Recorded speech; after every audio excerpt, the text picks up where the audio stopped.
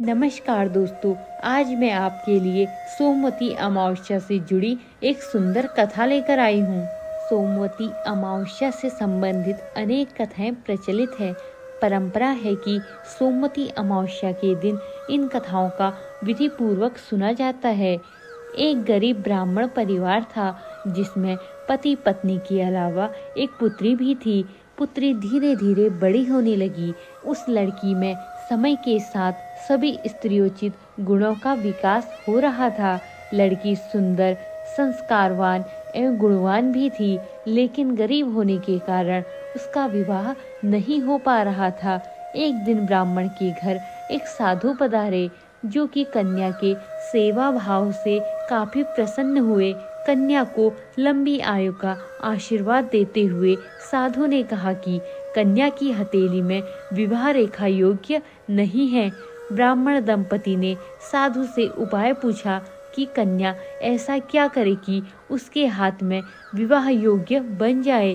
साधु ने कुछ देर विचार करने के बाद अपनी अंतर्दृष्टि से ध्यान करके बताया कि कुछ दूरी पर एक गांव में सोना नाम का धोबिन अपने बेटे और बहू के साथ रहती है, जो कि बहुत ही आचार विचार और संस्कार संपन्न तथा पतिपरायण स्त्री है।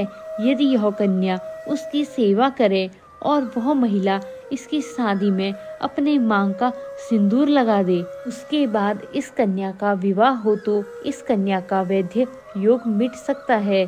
साधु ने यह भी बताया कि वह महिला कहीं भी आती जाती नहीं है। यह बात सुनकर ब्राह्मण ने अपनी बेटी से धोबिन की सेवा करने की बात कही।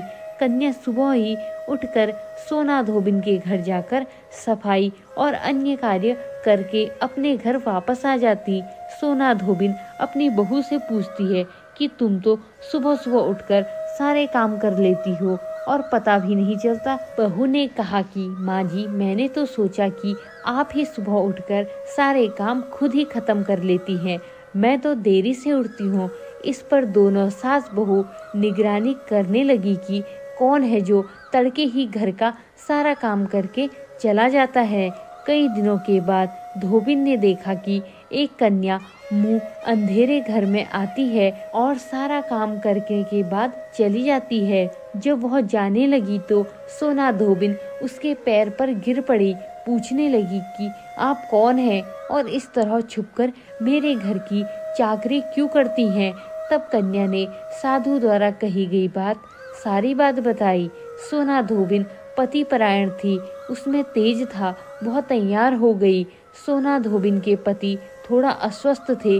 उसमें अपनी बहू से अपने लौट आने तक घर पर ही रहने को कहा। सोना धोबिन ने जैसे ही अपने मांग का सिंदूर कन्या की मांग में लगाया, उसके पति मर गया।